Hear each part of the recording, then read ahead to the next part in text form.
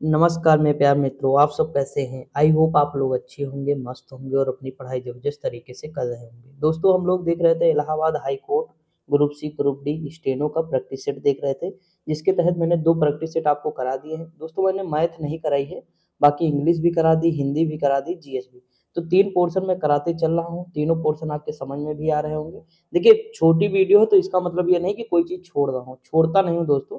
थोड़ा स्पीड्स में करा देता हूँ इसलिए ताकि और भी चीज़ें होती हैं और भी जो टॉपिक आपके कमज़ोर हो उस पे आप ध्यान दें। टाइम कम लगे किसी भी चीज़ में, बस तरीके से पढ़ना अच्छे से सॉरी दोस्तों, किसी भी चीज़ को तरीके से पढ़ना, अच्छे से पढ़ना है। टाइम भले ही जो है थोड़ा कम ल देखिए टाइम हमेशा कभी कोई चीज़ जब नहीं सीखते हैं तो टाइम लगता है। प्रैक्टिस सेट में क्या टाइम दोस्तों, मैं वो 25 क्वेश्चन करूँ आधे 1 घंटे में तो कोई फ़ायदा उससे है नहीं, ठीक? ना मैं इस तरह करता हूँ, ना मुझे पसंद है। जो यूट्यूब चैनल इस तरह कराया मैं देखता ही नहीं हूँ उसका, कभी नहीं देखता हूँ कि 25 क्वेश्चन कराया है, 1-1 घंटा खा गए, कोई फ़ायदा है ही नहीं। देखिए दोस्तों अगर हम बात करें इलाहाबाद हाई कोर्ट स्टेनोग्राफर का ये प्रैक्टिस सेट है, ऐसा नहीं जो ग्रुप सी दे रहे हैं तो ये ना देखेंगे। तो ये देखिएगा आप, मैंने ग्रुप सी का भी करा दिया है आपको, ग्रुप डी का भी करा दिया, अब स्टेनो का देख रहे हैं, ठीक? इसी के क्रम में हम आगे बढ़ते रहेंगे। देखिए हिंदी अगर हम बात करें तो पहला क्वेश्चन दिया है कि कभी शब्द का बहुवचन क्या होगा? तो कभी का कभी ही होता है, ये एक ही वचन प्रयोग होता है, बहुवचन इसका नहीं होता है, ठीक? जैसे यहाँ देखिए ऑप्शन नंबर क्या हो जाएगा, कभी का बहुवचन क्या होगा? कभी ही होगा। बहुत लोग जानते हो क्या लगाते हैं? कवियाँ, ये लगा सकते थे, कवियों या कवियाँ कुछ भी लगा सकते थे, लेकिन गलत बात है। देखिए कुछ ऐसे होते हैं बहुवचन जो सदैव जो है, मतलब कुछ ऐसे शब्द होते हैं जो सदैव बहुवचन में प्रयुक्त होते हैं। वो शब्द कौन-कौन से हैं? जैसे देखिए कवि, ठीक? कवि भी बहुत सारे हैं दुनिया में, कवि हो जाएँगे, बाल हो जाए, कवि आप गिन नहीं सकते दोस्तों, समझ में कि नहीं? कवि आप गिन नहीं सकते हैं। बाल हो जाएगा, दर्शन, प्राण, आँसू, तो ये याद रखेंगे आप कि कवि, बाल, दर्शन, प्राण, आँसू, ये इतने क्या हैं? तो ये बहुवचन हैं। सदैव बहुवचन में प्रयोग होंगे, याद रखेंगे। इनका एकवचन और बहुवचन सेम रहता है, बदलेगा नहीं। अगला क्वेश्चन दिया निम्नलिखित में से कौन सी क्रिया सकर्मक क्रिया है दोस्तों? तो देखिए लिखना सकर्मक क्रिया है। जैसे हम देखिए अब लिखना, जैसे सकर्मक क्रिया कैसे पहचानेंगे? तो इसमें आप कुछ लगाइए, क्रिया लगाइए। जैसे मतलब लगाइएगा क्या? मैं क्या लिख रहा हूँ? सोचिएगा। तो मैं कुछ लिख रहा हूँगा ना, चाहे पत्र लिख रहा हूँ, कुछ ना कुछ लिख रहा हूँ। जैसे हँसना, मैं क्या हँस रहा हूँ? तो बता नहीं पाओगे क्या हँस रहा हूँ। मैं दौड़ रहा हूँ, तो क्या दौड़ रहा हूँ? बता ही ना पाएँगे। मैं उठ रहा हूँ, क्या उठ रहे हो? बता ही ना पाओगे।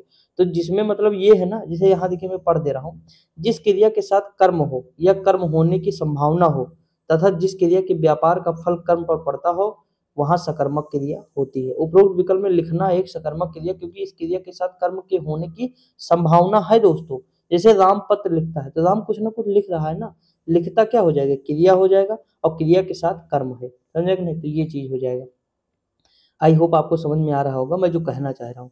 अगला दिया है दुर्गति करना, अर्थ को व्यक्त करने के लिए उपयुक्त मुहावरा क्या है? तो दुर्गति करना यानी धज्जियां उड़ा देना दोस्तों। यहाँ देखिए धज्जियां उड़ाना है, जबकि पगड़ी उछालना का अर्थ होता है इज्जत उतारना, नाक रगड़ने का अर्थ होता है मिन्नत करना, और नाको चने चबाने का अर्थ होता है खूब तंग करना, ठीक दोस्तों। अगला प्रतिष्ठा शब्द में उपसर्ग क्या है? तो प्रति हो जाएगा, प्रतिष्ठा, प्रतिधन, इष्ठा, प्रतिष्ठा, ठीक। अब जैसे देखिए प्रति से उपसर्ग कौन-कौन से हैं?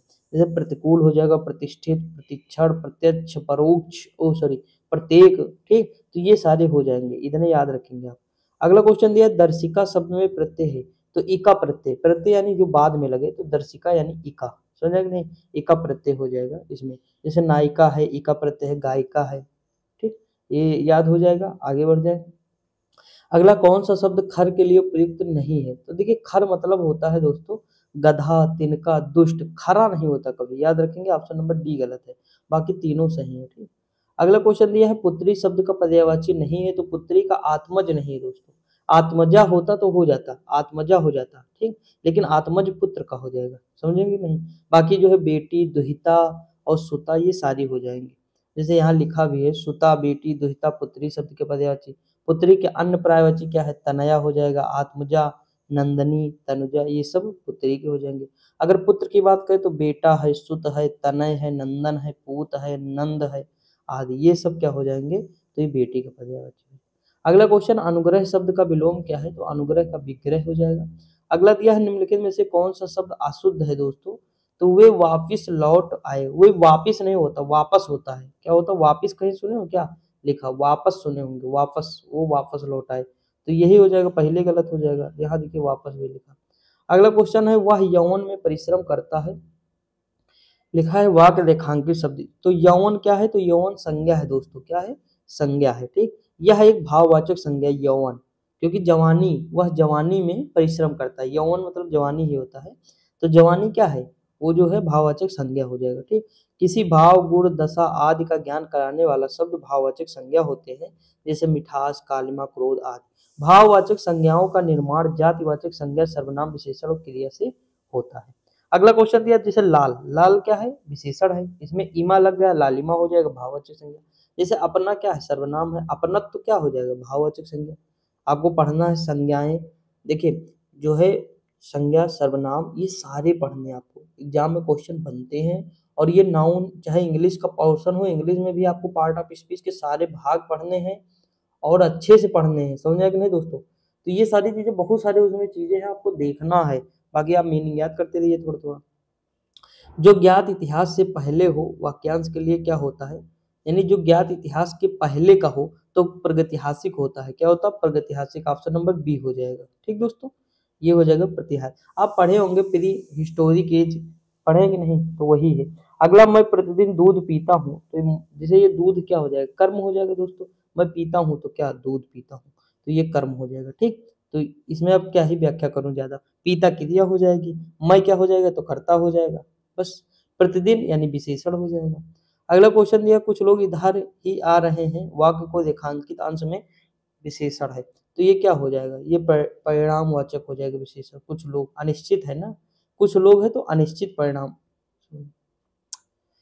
परिणाम नहीं है, देखिए यहाँ पे हो जाएगा अनिश्चित संख्यावाचक। कुछ लोग आ रहे हैं ना, तो हम उन लोगों को गिन सकते हैं, लेकिन निश्चित नहीं, अनिश्चित जो है संख्यावाचक। ये दोस्तों गलत है, यही सही है, सॉरी मैं वो ध्यान न दे पाया। देखिए लेगा कुछ आदमी, कई लोग, सब कुछ, ये सब हो जाएगा। परिणाम में जैसे आए, जैसे दूध के बारे में दिया हो कि थोड़ा दूध, तो ये सब मतलब निश्चित है ही नहीं दोस्तों, तो ये हो जाएगा थोड़ा दूध, यानी अनिश्चित परिमाणवाचक, ठीक। तो इस तरह के शब्द आएंगे।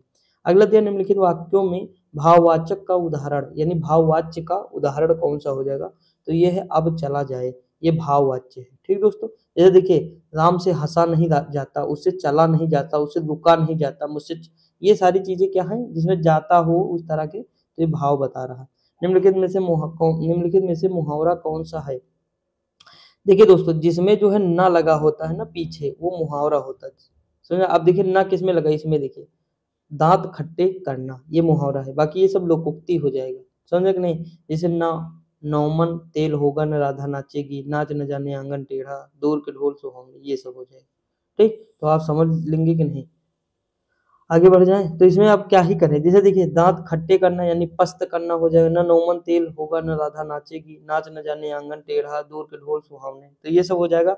न बड़ा प्रबंध होगा न काम होगा, खुद तो ज्ञान नहीं रखना और दूसरों को दोष करना, तो ये हो जाएगा नाच न जाने आंगन टेढ़ा। दूर की चीज अच्छी लगती है, तो सही बात है दोस्तों।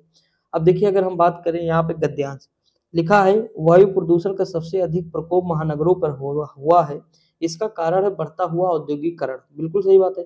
गत 20 वर्षों में भारत के प्रत्येक नगर में कारखानों की जितनी तेजी से वृद्धि हुई है, उससे वायुमंडल पर बहुत प्रभाव पड़ा है, क्योंकि इन कारखानों की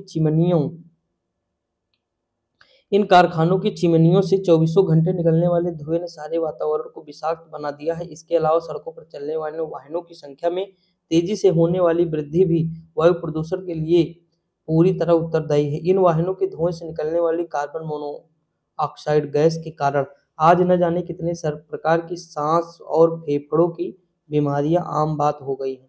इधर बढ़ती हुई जनसंख्या लोगों को काम की तलाश में गांवों से शहरों की ओर भागना भी वायु प्रदूषण के लिए अप्रत्यक्ष रूप से उत्तरदायी है। शहरों की बढ़ती जनसंख्या के लिए आवास की सुविधाएं उपलब्ध कराने के लिए वृक्षों और वनों को भी निरंतर काटा जा रहा है। वायु प्रदूषण को बचाने वाले कारणों की हमें खोज करनी चाहिए। पर्यावरण की सुरक्षा के लिए अधिक से अधिक वृक्ष लगाने चाहिए। बिल्कुल सही बात है, बहुत अच्छा है, मतलब मैसेज है समाज के लिए। अगला दिया है, देखिए, अनुच्छेद में चिंता व्यक्त की गई है, तो सीधी सी बात है प्रकृति प्रदूषण के लिए की गई है, ठीक। औद्योगिकरण के लिए नहीं, शहरीकरण के लिए नहीं, ये सब के लिए चिंता नहीं व्यक्त की गई। पर्यावरण प्रदूषण का कारण नहीं दोस्तों, वाहन तो है ही है, उद्योग भी है, आवासीय सुविधाएं भी हैं, क्योंकि आवास जब बनाएंगे हम कहीं पे तो उसे वृक्ष काटेंगे, फला फला करेंगे तब होगा ना। लेकिन वृक्षारोपण यानी वृक्ष लगाना जो है इसका प्रदूषण है। बहुत लोग अगर ऑप्शन ये सब नहीं देखेंगे, जानते ना होंगे, तो ये लगा देंगे, लेकिन ये नहीं हुआ। एक चीज आप देखे होंगे गांव में दोस्तों, आप पहले देखे होंगे तो जहाँ पेड़ पहले हुआ करते थे, जहाँ जंगल हुआ करता था, जहाँ बगीचा हुआ करता था, आज वहां आपको खेत नजर आएगा, वहां घर बने हुए नजर आएंगे। तो इसका मतलब क्या है, वो आवास कैसे बना, जब जंगलों को काट दिए, पेड़ पौधों को काट दिए, तब आवास बना। समझ कि नहीं? तो ये नहीं हो सकता। यही पर्यावरण शब्द में तो परिधन आवरण होता है, परि मतलब चारों ओर, आवरण मतलब घेरे हुए। तो वायुमंडल मतलब वायु पृथ्वी की जो ऊपरी सतह है ना, उसको गैसों द्वारा चारों मंडल से जो घेरे हुए है ना, वही जो हमारा पर्यावरण हो जाता है। यानी गैसों का आवरण एक प्रकार से समझ लीजिए पर्यावरण होता है। हमारे चारों ओर आवरण जो होता है गैसों का, वही पर्यावरण है। तो देखिए, ये तो परिजन, परिपूर्ण, परिणाम, ये सब हो जाएगा। अगला है कि प्रदूषण से सर्वाधिक प्रभावित है, तो सबसे ज्यादा दोस्तों नगर प्रभावित है, हम देखे ही हैं ऊपर अभी। अगला दिया है अधिक वृक्ष लगाने से बढ़ती है। तो दोस्तों देखिए, वातावरण शुद्ध होता है, इसीलिए जब सुबह सुबह टहलने पर क्या होता है, वातावरण अच्छा होता है दोस्तों। लेकिन बड़े बड़े शहरों में सुबह भी वही हाल है जो शाम को होता है, यानी चौबीसों घंटे वही रहता है। गाँव में लेकिन बड़ा सुकून रहता है ना। लिखा है अधिक वृक्ष लगाने से, ये तो देख ही चुके हैं। निम्नलिखित में से तत्सम शब्द कौन सा है? तो बताइए कौन सा है? खेत, छेद है, कोयला है, कायर है, या छत्र है? छत्र होना चाहिए मेरे ख्याल से, ऑप्शन नंबर डी। छत्र का हो जाएगा छाता दोस्तों। ठीक, कोयल तद्भव शब्द है, इसका कोकिल हो जाएगा। छेद का होता है छिद्र। अगला दिया कौन सा शब्द तद्भव शब्द है? तो दोस्तों आसरा है। क्या है? आसरा तद्भव शब्द है। तत्सम इसका आश्रय हो जाएगा। और जैसे जबकि अट्टालिका, कृपा, चक्र, ये सब तत्सम शब्द है। अट्टालिका का हो जाएगा तद्भव अटारी, चक्र का चाक हो जाएगा। उच्छ्वास का दोस्तों क्या होगा? उतधन श्वास हो जाएगा, उच्छ्वास, ऑप्शन नंबर ए हो जाएगा। अगला क्वेश्चन है कौन सा शब्द वर्तनी से शुद्ध है? तो देखिए, वर्तनी के दृष्टि से कवियत्री सही, कई बार पूछा गया, पूछ भी सकता आगे भी। शास्त्र प्रवीण यानी शास्त्र में प्रवीण, तो शास्त्र में प्रवीण यानी में लग गया तो तत्सम हो जाएगा, में पर लुप्त हो जाता है तत्सम। लोकप्रिय, लोक में प्रिय, आप बीती, आप पर बीती, तो ये सब। अब इंग्लिश देख लेते थोड़ा सा।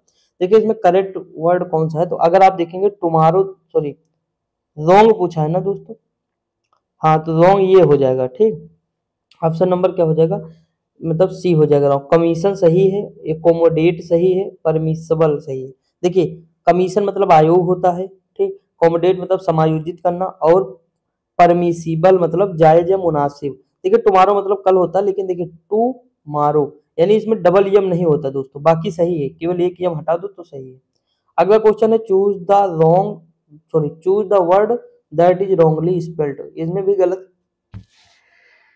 कोई कुछ बना रहा है क्या? तो देखिए, इसमें भी दोस्तों हमें रॉन्ग बताना है। इर्नियस है, स्पोरियस है, सिरोमनियस है, और क्यूरियस है। तो देखिए दोस्तों, इसमें कौन सा गलत है हम यहाँ पे देख लेते हैं। ऑप्शन नंबर जो ए है ना, ये गलत है। देखिए इसमें ई होगा, आई की जगह क्या होगा, तो ई होगा। देखिए दोस्तों यहाँ पे इसका मतलब क्या होता है, देखिए जैसे ये लिखा है स्पूरियस अवैध हो जाएगा, गलत मतलब, ठीक। सिरेमोनियस औपचारिक हो जाएगा, क्यूरियस उत्सुक या जिज्ञासु हो जाएगा। अब देखिए in his quest for knowledge he enrolled into a university. अब देखिए दोस्तों यहाँ पे क्या लगेगा, तो देखिए यहाँ पे नो आर्टिकल, कोई आर्टिकल नहीं लगेगा, समझे कि नहीं। अनकाउंटेबल नाउन है, तो देखिए नॉलेज जो है कोनो आप काउंट नहीं कर सकते, तो उसके साथ कोई आर्टिकल नहीं लगता है, समझा कि नहीं। आगे बढ़ जाए। अगला क्वेश्चन दिया है कि Ranjit does not like his job but stage as it because salary is good. तो द सैलरी इज गुड, समझे कि नहीं, द लग जाएगा इसमें, तो आराम से हमारा हो जाएगा आंसर। आगे बढ़ जाए। अगला है Baljit stood and watch the childrens carefully as. तो देखिए as they cross the road. अब देखिए दोस्तों ऐसे कैसे इसमें हुआ है आप जानते हैं। देखिए यहाँ पे समझिएगा, ये क्या है, तो ये हमारी वर्ब है, ठीक, ये हमारा ऑब्जेक्ट है। तो इससे पहले हमारे क्या आएगा, तो इससे पहले हमारा आएगा नाउन, सॉरी नाउन आएगा तो ठीक है, प्रोनाउन हो जाएगा, यहाँ पे दे हो जाएगा, समझा कि नहीं। क्या हो जाएगा, दे आएगा, सब्जेक्ट आएगा, सॉरी नाउन नहीं सब्जेक्ट आएगा, तो दे हमारा क्या है, सब्जेक्ट हो जाएगा, तो दे ज्यादा बेटर हो जाएगा। ठीक दोस्तों, आगे बढ़ जाए। अगला क्वेश्चन दिया है हर स्टूडेंट गिफ्टेड हर आ। देखिए दोस्तों, मैं इसी के अकॉर्डिंग आपको बता दे रहा हूँ, आप ये ना सोचिएगा कैसे आता, क्योंकि मैंने इंग्लिश बहुत ज्यादा पढ़ी नहीं, लेकिन हाँ ये है मैं भी पढ़ रहा हूँ थोड़ा थोड़ा, ताकि जो है चीजें हो जाए हमारी। तो ऑप्शन नंबर इसका सी सही हो जाएगा। ठीक, मैं आंसर बताते चल रहा हूँ, आप देख लेंगे। The mechanic the engine at when we called him last Saturday. तो देखिए लास्ट सैटरडे से हम अंदाजा लगाएंगे कि यह पास्ट टेंस का है। किसका है? पास्ट टेंस का है। लेकिन व्हेन लग गया है तो व्हेन लग जाएगा, एट लग जाएगा, तो सीधी सी बात डिड वाला तो होगा नहीं। अब जब डिड नहीं होगा तो ये तो अपने आप ही हट गए। ठीक, अब हो जाएगा हैड नॉट फिक्स्ड। ठीक, तो कुछ हो थोड़ा थोड़ा अंतर आप देख के करेंगे तो कर ले जाएंगे आराम से। जैसे लिखा choose customers are the most demanding we have ever had. अब देखिए ये यहाँ पे क्या लगेगा? बाई फार, ये हमारा प्रीपोजिशन है। क्या है? प्रीपोजिशन है। तो यहाँ आपको कहीं अधिक मांग है, यहाँ ये आंसर हो जाएगा by far. The organisation is dedicated. अब देखिए डेडिकेटेड के साथ टू लगा होता है, आप देखे होंगे प्रीपोजिशन टू लगता है, इसके साथ प्रयोग होता है डेडिकेटेड टू। अगला दिया है the punk movement in the जो है 1970 brought a big chance in popular music.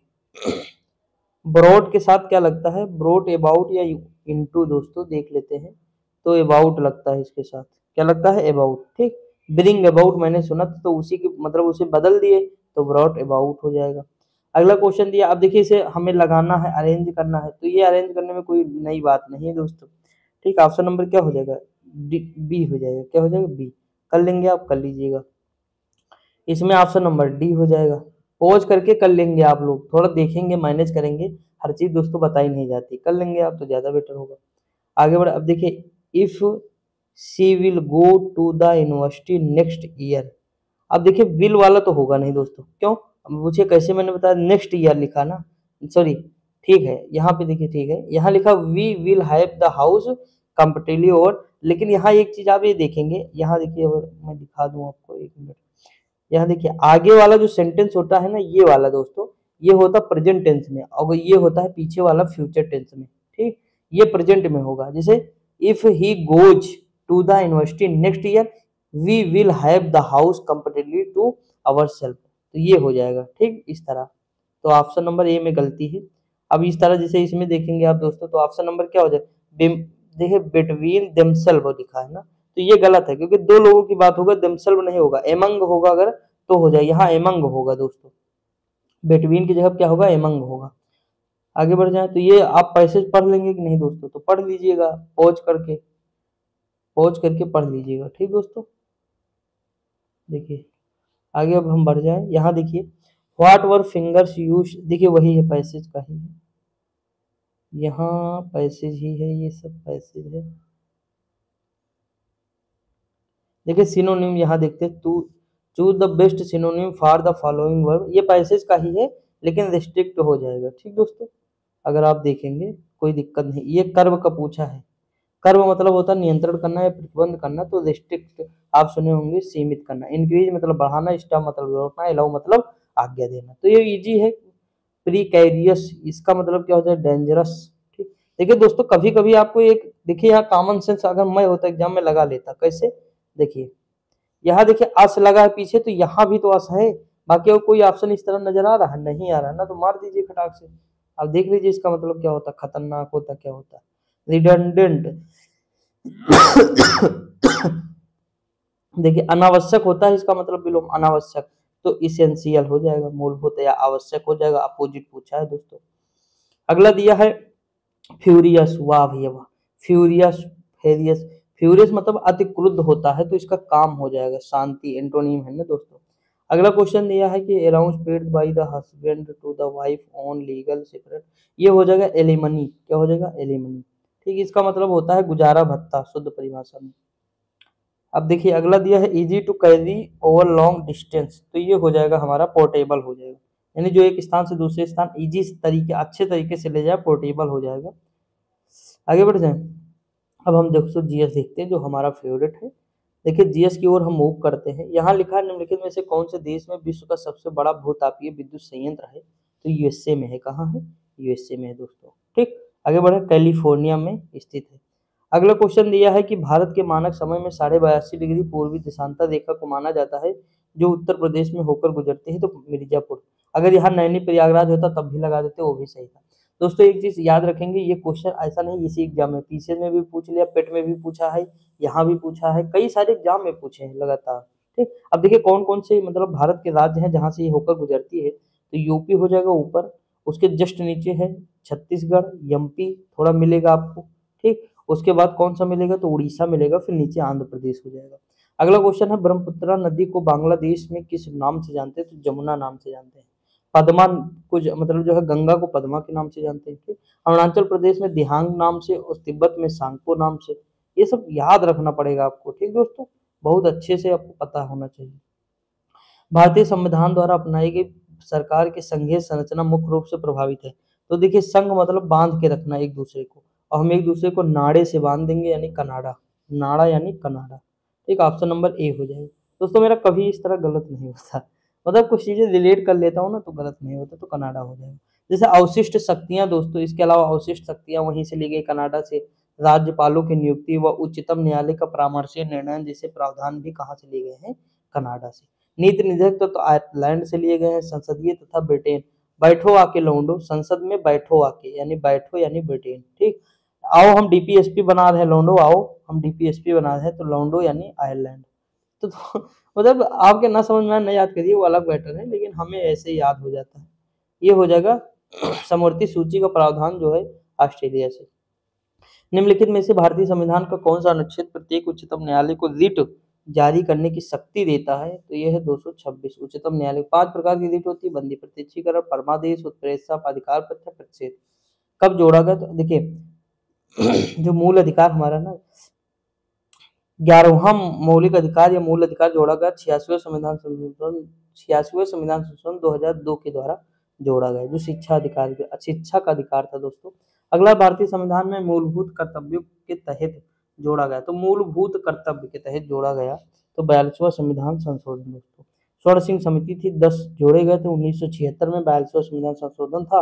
भाग 4 का हो जाएगा, वर्तमान में 11 है, 11वां ये देखिए ऊपर यहाँ 2002 में जोड़ा गया 86वें संविधान संशोधन।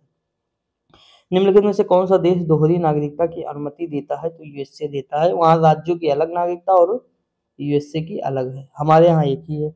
कथनात्मक प्रकार का लोकगीत गुलराज राज्य से जुड़ा है, तो ये जम्मू कश्मीर से दोस्तों जुड़ा हुआ है।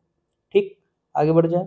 अगला क्वेश्चन, निम्नलिखित में से कौन सी नर्तकी कथक की प्रसिद्ध प्रतिपादक है, तो देखिए कथक की कौन हो जाएंगे, सितारा देवी हो जाएंगी, कहने की बात ही नहीं, बनारस से संबंधित थी दोस्तों। कथक देवी थी, मूल नाम धनलक्ष्मी था। 1959 में इनको मिला है, 1969 में इनको मिला संगीत नाटक अकादमी सम्मान, 75 में पद्मश्री, 94 में कालिदास से सम्मान, और 2015 में इनकी डेथ हो जाती है। अगला क्वेश्चन दिया हुआ है कि प्रसिद्ध हिंदी नाटक ध्रुव स्वामी, वाह, ये जयशंकर प्रसाद मोक्ष, जयशंकर प्रसाद के हैं स्कंदगत, चंद्रगुप्त, ध्रुव स्वामी, एक घूंट, कालिदास के अभिज्ञान शाकुंतलम, मालवी काव्यमित्रम, विक्रमो वर्षियम, और हो जाएगा उसके बाद वाणभट्ट का है पर्वतीय प्रणय, भारतेंदु हरिश्चंद्र की है वैदिकी हिंसा, हिंसा न भवति, भारत दुर्दशा अंधेर नगरी।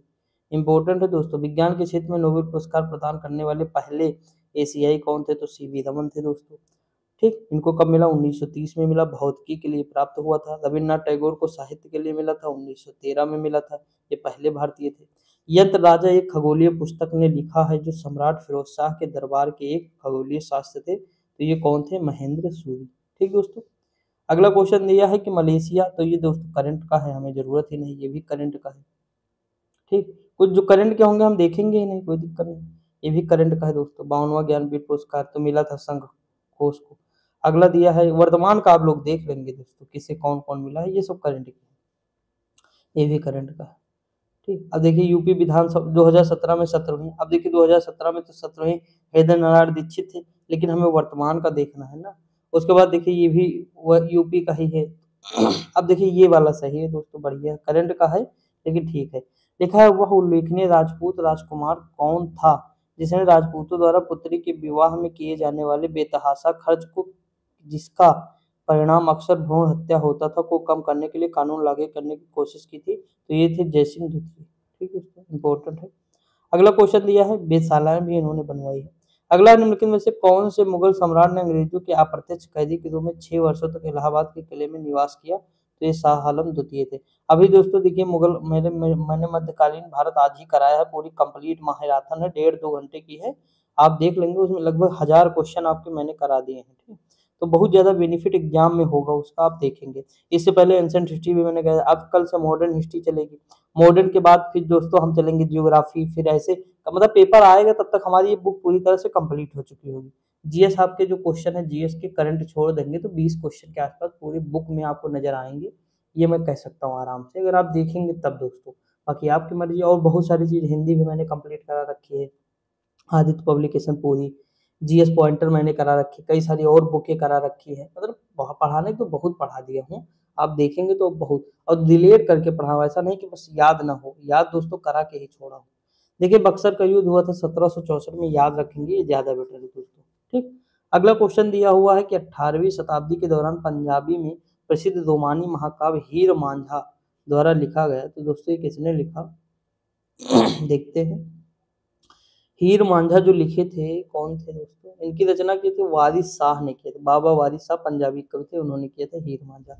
अगला 1839 में राजा राम मोहन राय के विचारों में प्रचारित करने के लिए किसने तत्वबोधनी सभा, देवेंद्र नाथ ठाकुर। तत्वबोधनी सभा इंपॉर्टेंट है, डेट भी याद रखना 39 1869। देखिए देवेंद्र यानी देव के इंद्र, वो तत्व से बने हैं, तत्वबोधनी यानी तत्व का बोध है उन्हें, तत्वबोधनी। तो इस तरह मैंने याद किया था और याद भी रहता है दोस्तों लंबे समय तक, लेकिन बस रिवीजन का बहुत मांगता है। देखा 1929 में कांग्रेस के लाहौर अधिवेशन में जवाहरलाल नेहरू ने कांग्रेस के अध्यक्ष के पद से, देखिए इस समय जो है अध्यक्ष का पद, कांग्रेस के अध्यक्ष का पद किसने लिया, मोतीलाल नेहरू ने लिया था, जो उनसे पहले अध्यक्ष थे। देखिए दोस्तों एक चीज मतलब मोतीलाल नेहरू से लिया था। अब देखिए एक चीज मैं आपको और बता दूं, लाहौर अधिवेशन 1939 कौन सी नदी थी, तो रावी नदी थी।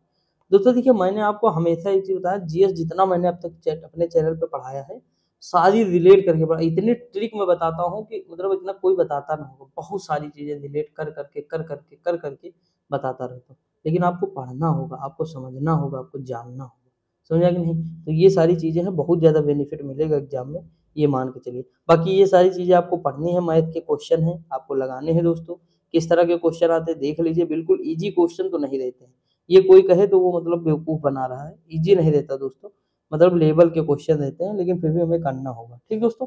तो पढ़ते रहिए, मस्त रहिए, खुश रहिए, मिलते हैं अगली वीडियो में, तब तक के लिए जय हिंद।